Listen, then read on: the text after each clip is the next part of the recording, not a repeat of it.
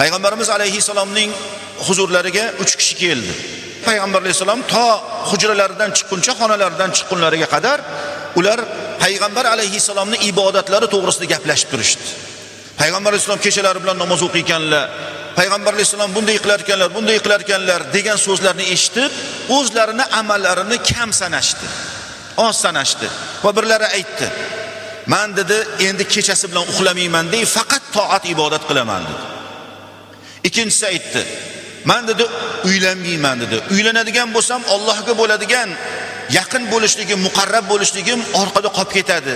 Shuning uchun uylanmayman, xotin bola chaqa qilmayman" dedi. Uchinchisi aytdi: "Men dedi, har kuni roza tutaman. Biror kuni og'zim ochiq bo'lmaydi, har kuni roza tutaman" dedi. Payg'ambarimiz sollallohu alayhi va sallam bu gapni eshitib turuvdilar. Kiyimlarini chala-chulpa kiygan holatda chiqdilar. Xuddi bu masala qolib ketadigandek, unutib qo'yadigandek, sovumasin deb turib darrov chala yarim kiyinib chiqdilar. Mana bu so'zlarni sizlar aytdinglarmi dedilar. Kim aytdi dedilar, so'radilar. Biz aytdik, ey Allohning rasuli deyishdi. Payg'ambar alayhisalom g'azablangan holatda jahlari chiqib aytdilar-da buni. Allohning nomiga qasam ichib aytaman, men payg'ambarman, uylanaman, xotin bola chaqa qilaman dedilar. Allohning nomiga qasam, men payg'ambarman dedilar. Men kunduz kunlari roza ham tutaman, og'zim ochiq ham bo'ladi dedilar. Men payg'ambarman dedilar. Kechasi uxlayman ham, bedor ham bo'laman dedilar.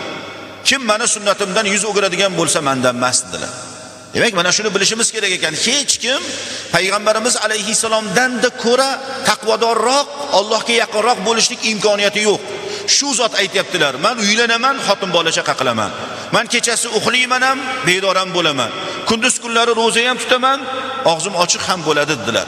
Va qo'shib qo'ydilar: "Kim meni sunnatimdan bosh tortadigan bo'lsa, mendan emas" dedilar. "Uylanmayman men, shunday yashayman endi bu yog'iga" desa, uni hech kim qo'llab-quvvatlamaydi. Oilasiz yashashlik shariatga muvofiq emas. Uzrlar bilan boshqa masala.